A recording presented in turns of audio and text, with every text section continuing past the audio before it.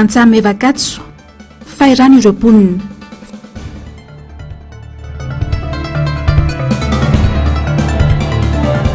Fidirana anaty gouvernemanta vaovao tsy raitsy kombakomba nitao zava-misy izao izahay hoy Roland Ratsiraka.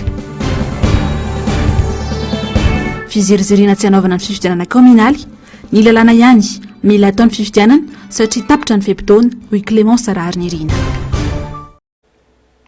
Dia mbola falitafahoana manao hatrany tenako anatin'ny fampahalalam-baovao ny MBS amin'ity zoma hariva faharoa ambin'ny folo ny volana janoary ny taona 2024 ity. Atolotra indray ny araba tomboky kilasy tomboky vavy manasanao anaraka ny fotoanan'ny fampahalalam-baovao hatramin'ny farany. Ny pejiny politika avy hatrany no isantarantsika ny fampahalalam-baovao dia mbola tsy namoaka ny volavola tety andro mpifidianana ny seny ranonambarany tompon'andraikitra tamin'ity androany ity makasika indrindra ny fifidianana kominaly sy ny fifidianana solombavam-bahoaka. Sao ny seny ny filazana fa efa misy ny daty mpifidianana nivoaka raha ny nambarany. Aorian'ny fivoriana ho ataon'ny seny araka izany vao ho fantatra izay volavolana daty ny mpifidianana izay. Ary aorian'izay vao atolotra ny gouvernemanta. Asinandria Malala sy Tahiriny Aina. Mbola tsy manakambara momba ny volavola tety andro mpifidianana ho ben'ny tanàna sy solombavam-bahoaka ny ao anivon'ny seny raha nambara ny taleniny serasera androany. Aorian'ny ny fivoriana ataon'ny seny vao fantatra izay volavola tety andro mpifidianana izay. Hatreto aloha mbola tsy namoaka ny tety andro sy ny fombafomba ety manatateraka an'izany fifidianana na io ny ben'ny tanàna na izay solombavam-bahoaka ny seny. Ny tsara marihana nefa dia volavolana tety andro ihany no aroson'ny seny fa anjaran'ny gouvernemanta kosa no manapaka izay daty anatotosana ireo fifidianan'ireo. Hatreto dia mbola eo an-dalam-pandinihana izay eto anivon'ny seny na io ny tety andro na io ny fombafomba izay ety manatateraka an'ireo fifidianan'ireo. Tsy fantatra ihany koa na ny fifidianana solombavam-bahoaka na ny fifidianana ben'ny tanàna no andemy aloha. Mbola aorian'ny ny fivoriana ataon'ny seny avokoa izany rehetra izany vao fantatra raha ny fanazavana trany.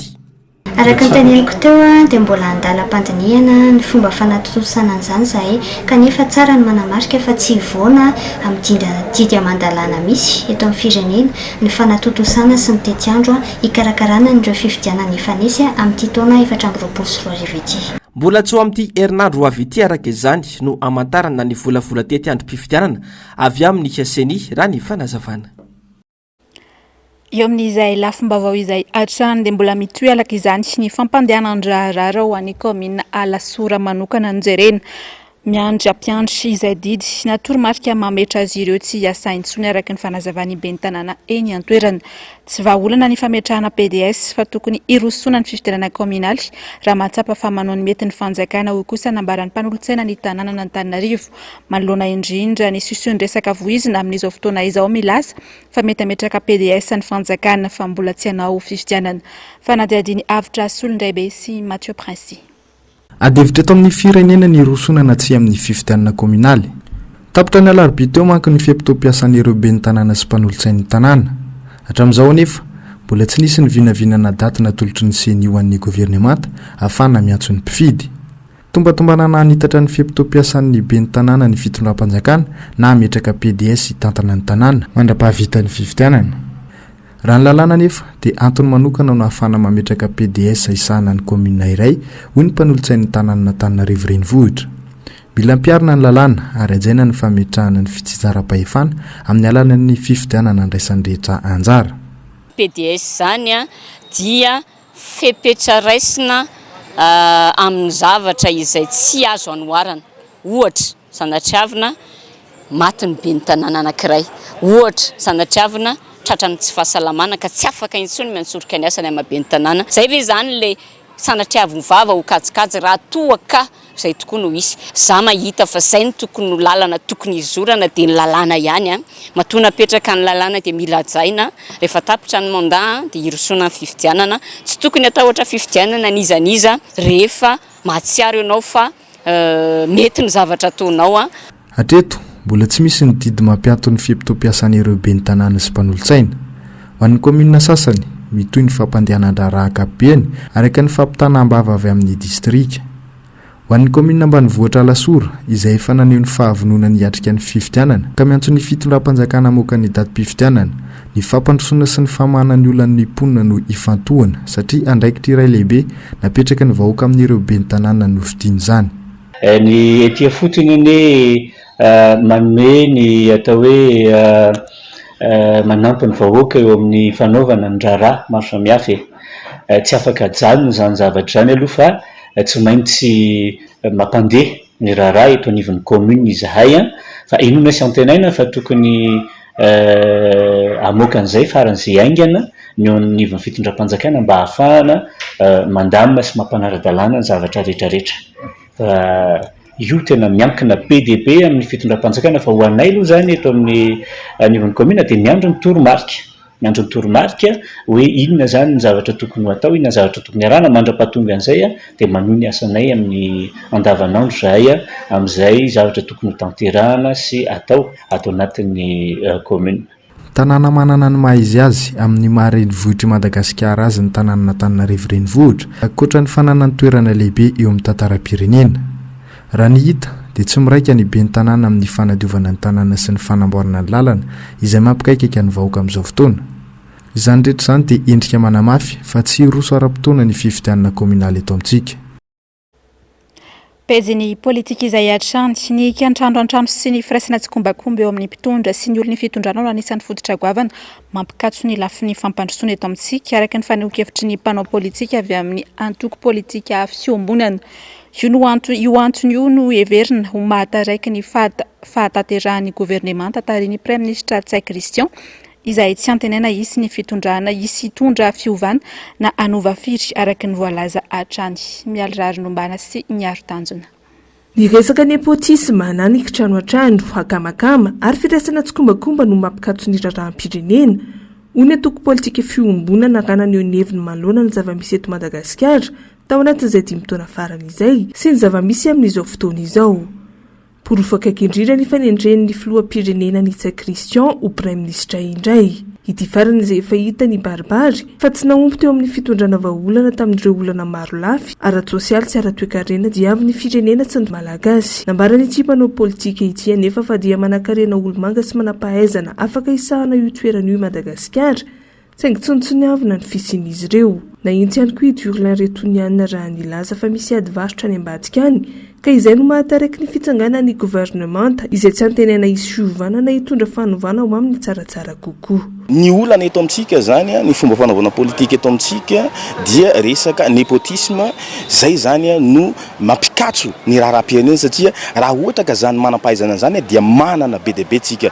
Inona moa mahatonga ny olona avaram-pianarana mitsoka ny andafy lasa miservira ny firenena olon-kafa. Tsy dia tena hoe ilay compétence-n'ilay olona ny valorisena ao anatiny ao fa resaka business maro samihafa zany zay ataoko hoe lasa izy zareo ihany zany no voarory ao anatiny zany business zany satria ny akabeazany mpitondra eto Madagasikara dia saika olona mpibizina daholo zany zay mahatonga ny hoe saika reo mpandraharaha daholo manao politika zany dia iarovana an'izay ataoko hoe fandraharana ataon'izay zany no tsy ahitana taratra an'ireo teknisiana zany zay tokony hampandroso an'ity firenena ity. Hitantsika ny festival de scandale zay nisy nandritsy ny mandat voalohan'ilay filoham-pirenena ary hitantsika tsara fa tsy niala tao anatiny mandahan'ny filoham-pirenena zany ny Prime Ministre Tsay Christian ary izy no ataoko hoe Prime Ministre lava indrindra nefa tsy afaka namahany crise nisy teto Madagasikara indrindra amin'ireo olana ara-tsosialy sy ekonomika misy eto Madagasikara. Ataoko angambany fa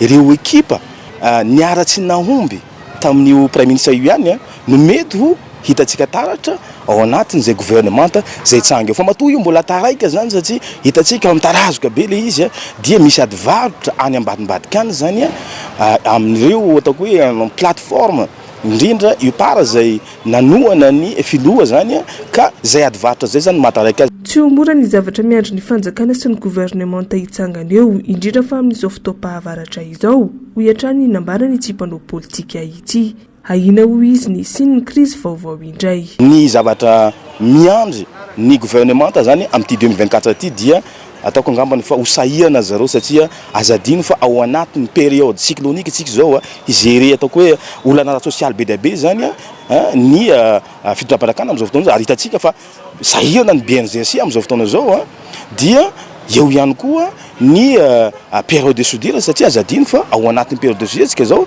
dikan'izay zany hiakatra daholo ny ataoko hoe vidim-bokatra zany izao raha efa hiakatra ny sarandalana hitatsika fa raha vao miakatra ny sarandalana dia miakatra araka zany koa zany ny vidin-javatra eny an-tsena rehetrarehetra zany ka atahorana nay mandeha zany ny hisian'ny crise eto amin'ny firenena.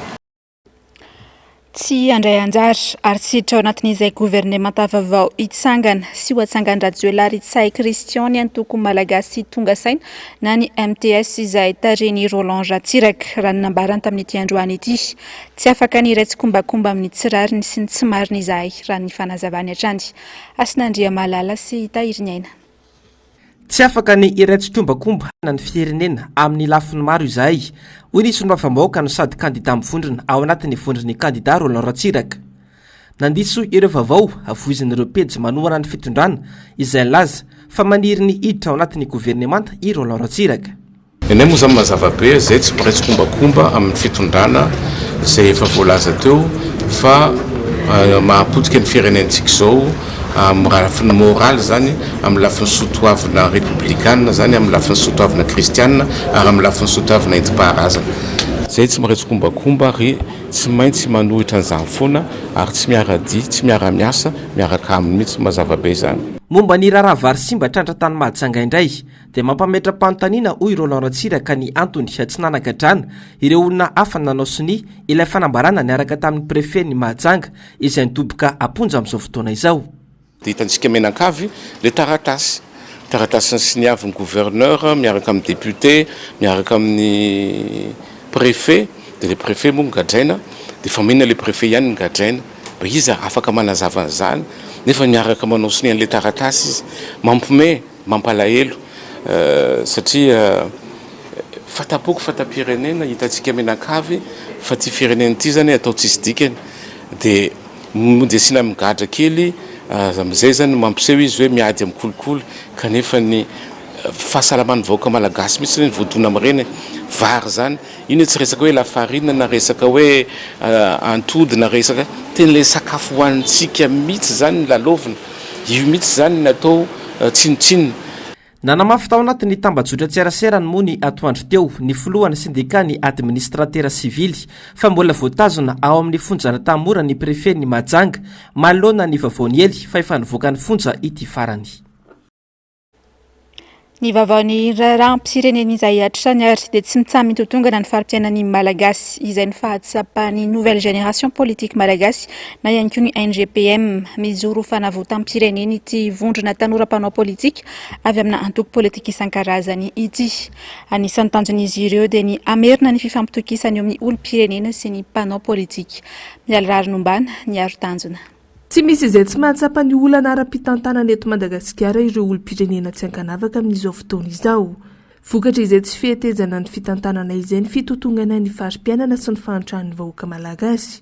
Tsy feno intsony ny sakafo maraina atoandro hariva ho an'ny ankamaroan'ny tokantrano malagasy. Zava-misy izay no amarin'ny tahirim-bola iraisam-pirenena na ny FMI ny volana febroary lasa teo fa 7.7% ny malagasy dia misy sakafo tsy zarizary nanomboka tamin'ny taona 2020 raha mbola tany amin'ny 7.7% izany tahizany tamin'ny taona 2020.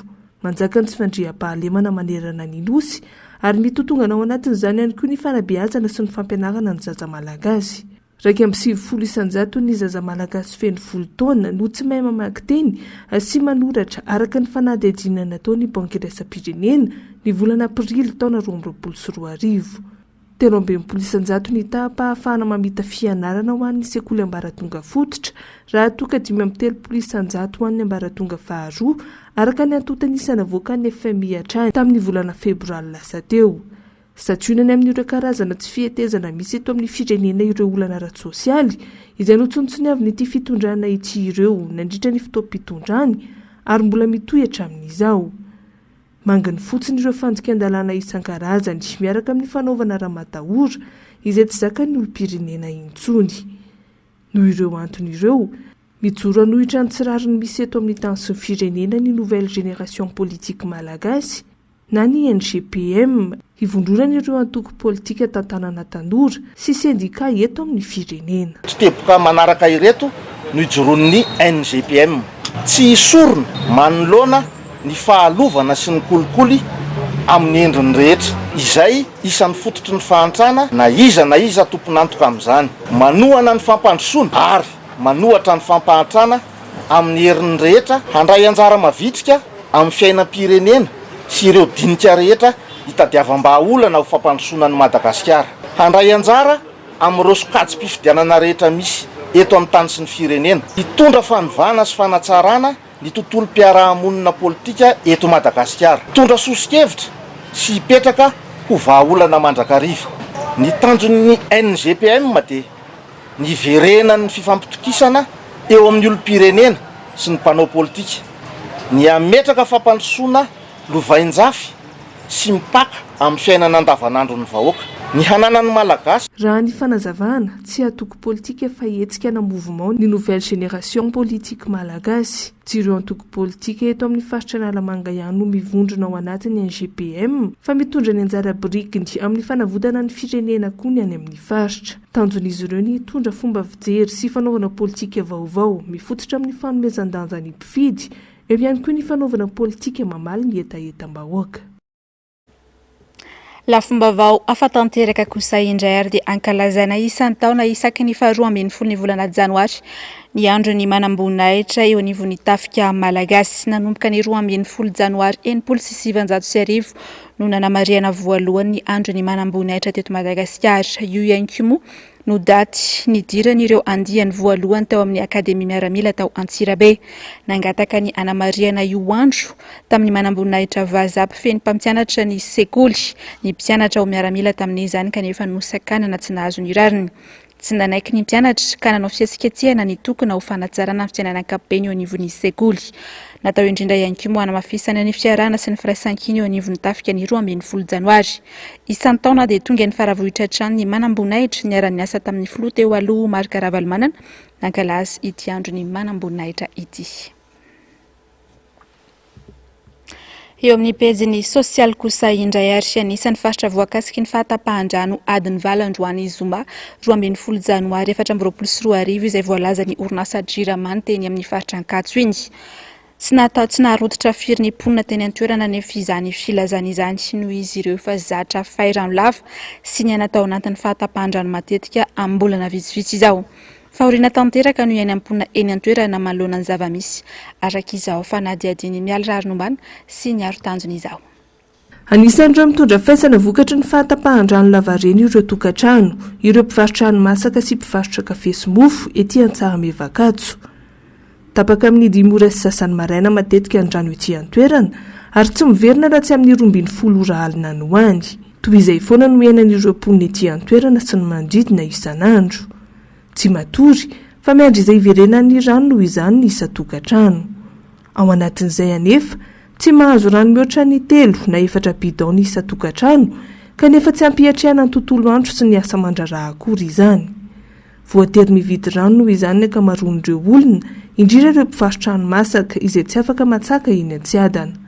Zava-misy izay miteraka fa tsy antoka ho azy ireo araka ny fanazavana. Tapaka amin'ny isan'andro mihitsy. Hala zao zay tamin'ny 2 no fo dia 3 bidon azo takan'izay foana isan'andro. Ny atoandro aloha tsy misy mihitsy amin'ny valo eza raha misy indrindra ireo bonbonina ireo ty tena hoe mijaly ety. Raha tsy ampoatra izay 3 bidon izay dia inona mipetraka izy?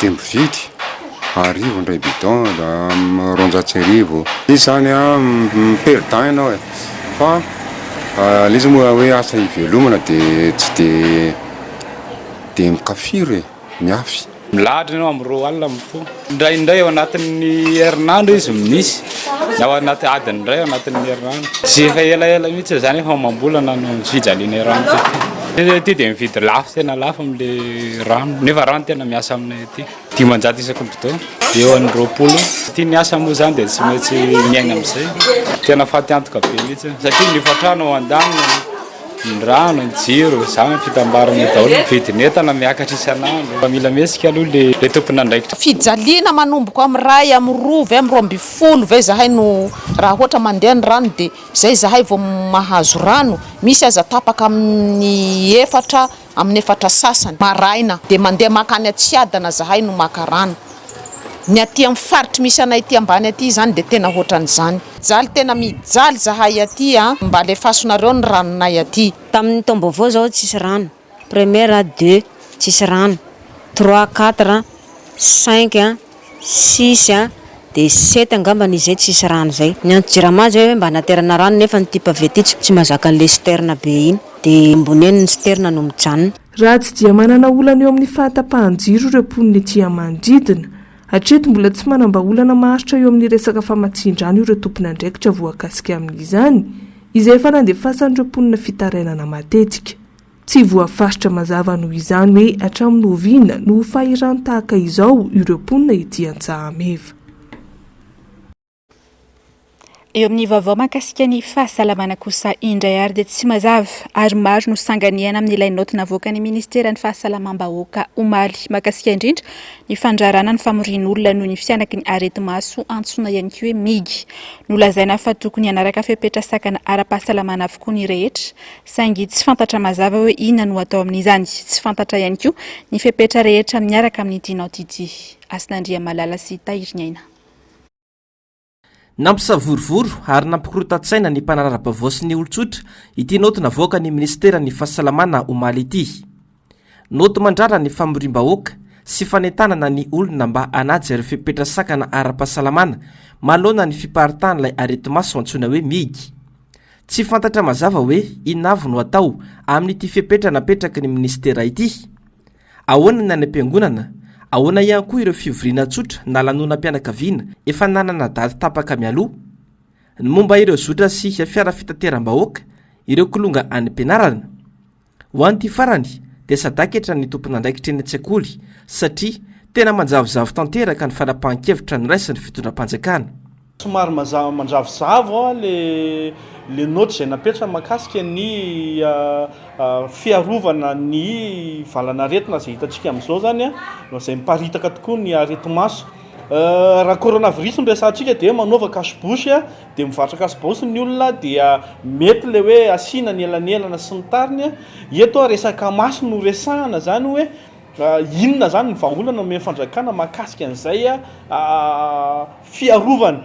Ny hitantsika moa zany hoe izay nahatonga olana dia ny hoe nisy ny fizarana fanafody izay tsy ampy ho an'ny olona fa eto zany dia hoe taloha nisy ny fizarana kasibosy mba hiarovana ny coronavirus. Zao zany misy ny areti-maso, misy koa hoe ny fizarana ny solomaso ireny satria areti-maso no resahana dia tokony mijery vahaolana aingana zany ny fanjakana mahakasika izay indrindra ho an'ny ankizy kely satria rahantsika malala fa ny ankizy tsy atandrona ny fifampakasoana, tsy atandrona ny filalaovana satria raha mikosika amin'ny masony izy dia any amin'ny tanana zany ny valanaretina dia mety hamindra ho an'ny hafa raha sanatrika mitondra ny tsy mikaretina ilay ankizy. Tokony isy araka izany fepetra ampiarahan'ny fitoram-panjakana amin'ity noty navoakany ity ho hiatrany ny fanazavana. Araka ny tena hitantsika moa zany vao omaly ny noty no mipotra ary araka ny teneniko teo somary manjavozavo le izy na ny fanapahan-kevitra raisina manoloana izay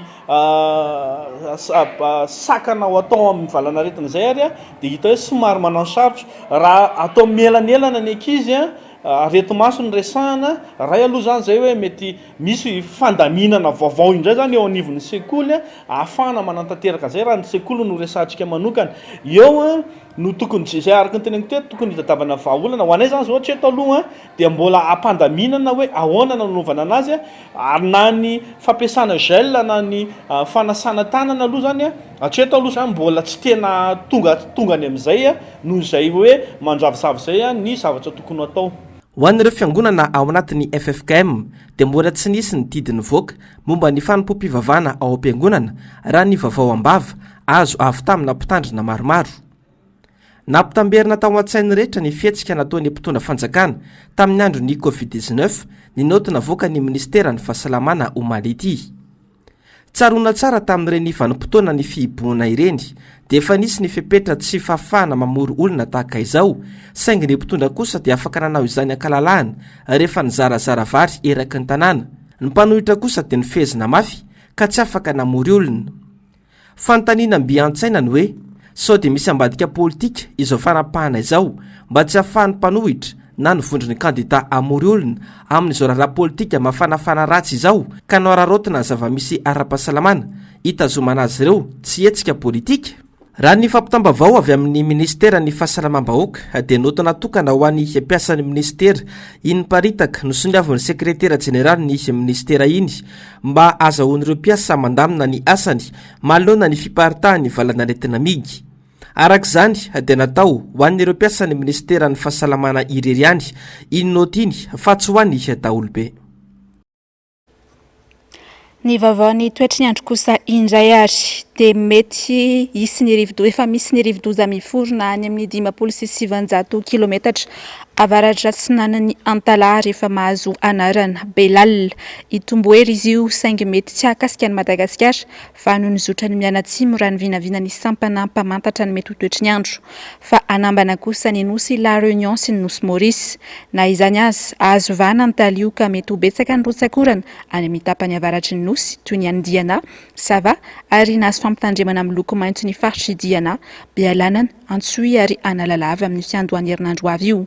Mety ho tafisakatra 20 hatramin'ny 10 milimetatra ny rotsakorana ao anatin'ny 420 ora any amin'ny ilany avaratra sy avaratra andrefany nosy.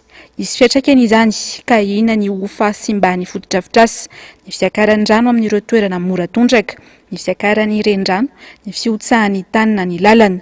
Ity no rivo-doza faharoa amin'izao vanim-potoana ny fahavaratra 13 424 izao ho an'ny fari-dranomasina manodidina ny Madagasikara. Peziny finoana kosa indray ary fitoam-bavaka fisaorana an'Andriamanitra no notanterahina tetsy Faravohitra omaly ariva namangy sy nitondra am-bavaka ny fianakaviana Ravalomanana ny fiangonana FJKM Tranvato Faravohitra. Charmano Menjanahary sy Tahiriny Aina. Fiadanana aniehy ho ao amin'ny Mandanao, fanambinana aniehy ho ao Andapanao. Salamy 420 andininy fafito no tenin'Andriamanitra nitondrana teny firarian-tsoa ho an'ny filomarika Ravalomanana amin'ny vady sy ny ankohonany nataon'ny fiangonana FJKM Tranvato Faravohitra. Fanompom-pivavahana ho fifampiarabana no ny taom-baovao no natao teto amin'ny trano fonena ny fianakaviana Ravalomanana. Fiadanana ny ao anatin'ny Mandanao, fanambinana ny ho ao Andapanao. Ao anatin'ny tontolon'ny testameta taloha moa ity Salamy 220 ity, ka indro taomina ny Israely ijery an'ilay tempoly ao Jerusalema, lay tanàna masina efa vita sy voalamina tsara, ary ifaly amin'ny Jerusalema, ifaly mahita ny tanàna masina, ary tsy vitany hoe faly, tena faly mahita ny Jerusalema ny tanàna masina fotsiny, fa taomina ny vahoaka an'Andriamanitra ivavaka, mbola hangataka hatrany ny fitahiana ho an'io tanàna masina io. Ka eo amin'ny finoana amin'ny testameta taloha dia hoe tena fonenan'Andriamanitra ny tempoly. Hatreo ihany ny tontolon'ny testameta taloha ambara fa ndeha isika hiampita avy hatrany amin'ny tontolon'ny testameta vaovao izay iainantsika kehitriny dia mazava tsara ny fampianaran'ny testameta vaovao fa naiza iangona ny ronatelo dia eo Jesosy, eo ny tempoly, eo ny fonenan'Andriamanitra. Mivory eto isika amin'ny anaran'i Jesosy Kristy, mino isika, matoky isika fa eto afovoantsika, eto amin'ny voan'ity tokantranonareo mianakavy ity Jesosy Kristy, ka miara-mifaly tsika, faly tena faly, fa fonenan'i Kristy eto. Amin'ny mafampiarabana no taom-baovao dia nisy ny firarian-tsoa manokana nataon'ny fiangonana izay no tarihin'ny mpitandrina Daniel Gersom Andria Manampitsoa. Amin'ny anaran'i Jesosy Kristy lohan'ny fiangonana no iarabananareo, no iaraban'ny fiangonana izay tarihan'ny ray aman-dreny mpitandrina Andria Mampiantsoa Gersom Daniel mivady anareo mianakavy nahatratra ity taona 420 ity. Nakasitraka ary feno fisaorana an'Andriamanitra ny ankohonana novangina nandritra izany. Mamerina ny fisaorana an'Andriamanitra noho ny fotoana lehibe sarobidy androany nazahoan'ny fiangonana faravohitra mamangy anay menakavy mitondra tsodrano eny koa mitondra fanomezana nomenareo ampitiavana dia raisinay ampitiavana Andriamanitra no amaly fity. Zava-dehibe loatra ny herin'ny tenin'Andriamanitra izay fototra sy antony fiainantsika zanak'olombelona. Rehefa Andriamanitra ny toetra sy manjaka mitokantranontsika araka ny teny voalaza teo ty na ny voalaza ny pastera na ny voalaza ny le namana teo ka izy melo lalana amin'ny zavatra rehetra dia mahatsiarintsika hoe tanteraka amintsika le tenin'ny tompo manao hoe fiadanako nomeko anareo. Andriamanitra tsy mba mandainga fa kosa manatanteraka ny teniny rehefa tiatsika mandrakariva manao marina tia famindram-po ary mandeha amin'ny fanetretena. Mora teneniny izany fa sarotra tanterahana fa rehefa mifanahy masina kosa ny angatahany isan'andro rehefa itsika manavao ny fanoloran-teny isa-maraina dia tanteraka antsika zany.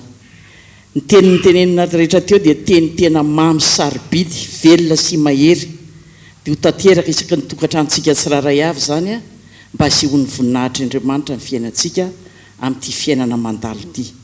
Ho an'Andriamanitra rery ny voninahitra. Tena faly amin'ny fampahirezana etinao pasteur amin'le teny teo ka dia le teny ny hiranareo teo tena tadidika mihitsy hoe ho tanteraka tokoa anie. Zany hira zany milaza hoe manaiky anao izahay, manaiky anao, matoky anao. Zava-dehibe aniko tiako mihitsy ny hiranareo iny. Tena matoky mihitsy ny milatra teneniny.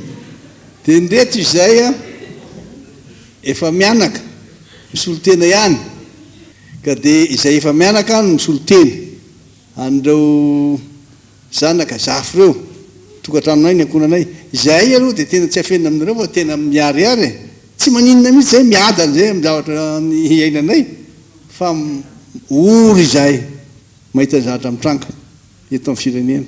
Nanotrona ity fotoam-bavaka lehibe ity ireo mpiara-mivavaka sy ireo tanora eo anivon'ny fiangonana.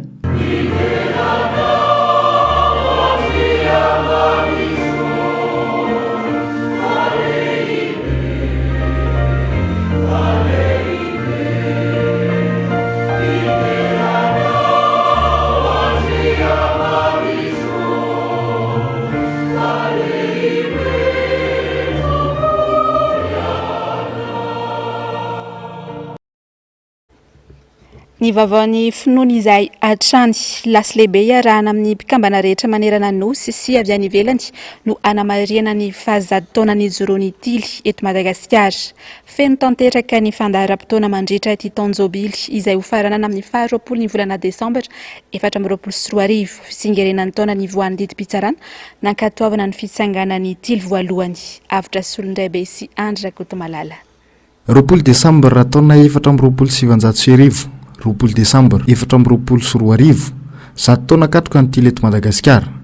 Tamin'io daty io nahazoana fankatoavana tamin'ny alalan'ny didim-panjakana ny fijoroan'ny Tily eto Madagasikara izay mbola éclaireur unioniste de France ny anarany tamin'izany. Tetsy andohalany ny fivondronana nisy azy voaloha ary nihitatra tsikelikely tamin'ireo fiangonana 5 dia ny FLM, EEM, METM, FMTA ary FJKM izany. Nandritra izay taonjato ny Joroany izay maro ny zavatra nolalovan'ny fikambanana ary namolavola olona maro teto amin'ny firenena. Voalohany amin'ny firotsahana eny anivon'ny fiarahamonina amin'ny alalan'ny fanampian'ireo mpiarabelona ny Tily. Manana tanjona mazava hanoritra ny fanabeazana ihany koa ny Tily eto Madagasikara. Ho vavolombelon'i Jesosy Kristy, olom-pirenena vanona ary andrin'ny fianakaviana. Ireo teboka telo ireo no andrafetana ny rafim-panabeazana eo anivon'ny fikambanana. Mandritra ity taom-pahakalazana ity ho feno ny fandaharam-potoana ary saika ho isam-bolana dia isy ny hetsika entana kalazana ity jobily ity. Anomboana izany ny fanokafana amin'ny fomba ofisialy ny taom-pahakalazana ny 17 ny volana janoary izao etsy amin'ny lapan'ny kolontsaina sy ny fanatanjahantena mamasina. Arahin'ireo hetsika maro samihafa izany toy ny fanolorana fankasitrahana ho an'ireo navita be teo anivon'ny fikambanana amin'ny masokoto dia isy ny lasy lehibe ho tanterahana any fonenana akazobe ny voaloha ka hatramin'ny 15 volana aogositra izao izay nasana ireo mpikambana rehetra eto an-toerana sy any ivelany. Mpikambana manodidina ny 5,000 no andrasana mandritra io lasin-jobily io. Isy ihany koa ny fanamby lehibe ataon'ny mena fifina ny sampana zokiny indrindra anatin'ny vondrona tily anamariana ny fahazatoana ny tily izay. Tsika hoe amaranana an'ity fankalazana ity sady ivon'le feno zatoana katroka le fikambanana tily eto Madagasikara dia isy ny famoahantsika boky anankiray mirakitra ny tantarany tily eto Madagasikara tao anatin'izay zato taona izay. Atao anatin'ny zavatra rehetrarehetra izay ho atao zany dia ohatra ny ao amin'ny sampana mena fify izay sampana zokiny indrindra dia mieritreritra atao anatin'ity taonjobily ity dia hanangana orinasa misa zato satria zato taona zany tily eto Madagasikara. Tafiditra anatin'ny fankalazana ihany koa ny famolavolana sy ny famoahana ny tondrotra anatsarana ny fanabeazana amin'ny 100 taona manaraka akoatra ny koloky izay atao any Frantsa. Ifantoka amin'ny tondrotra lehibe efatra ny fankalazana mandritra ity taona ity. Any amin'ny volana May dia isy ny atao herinandro ny mpanazava sy tily eto Madagasikara. Io moa zany dia efatra ny ataontsika hoe tondrozotra lehibe izay hoentina hankalazana nyity jobily ity dia ny hoe ny fandriampahalemana, ny fiarovana ny tontolo iainana, ny fanaovana zavatra misy fiantraikany any amin'ny fiarahamonina ary ny farany dia ny hoe ny fampitomboana ny aim-panahin'ny mpikambana satria fikambanana kristianina ny tily eto Madagasikara. Fikambanana ny velatra sy mahasarika tanora be indrindra maneran-tany ny hetsika sokoto. Ho antsika eto Madagasikara faritany 30 no ahitana tily ka ny iray amin'izany no any Frantsa. Eo amin'ny vavaon'ny fanatanjahantena kosa indray ary dia milona tanteraka amin'ny fifanitsanana azahoana miatrika ny lalao olimpika 2024 ny taranja aya taekwondo amin'izao fotoana izao. Lalao goavana lehibe iraisam-pirenena roa no ho tanteraina amin'ity 3 volana voalohan'ny taona 2024 ity. Ankilan'izay ho fantatra maneran-tany ny grady ho an'ireo mpikatroka malagasy noho ny fisiany sampany birao iraisam-pirenena amin'ny taekwondo eto Madagasikara. Avitra Solindray be sy Mathieu Prince. Tara ny vokatra ho an'ny taranja Ayad Taekwondo ny taona 2024. Medaly volamena 30 no azon'ireo mpikatroka malagasy nandritra ny lalaonosina tao teto Madagasikara. Mitoy ny fikatroana ho an'ny taona 2024 ity.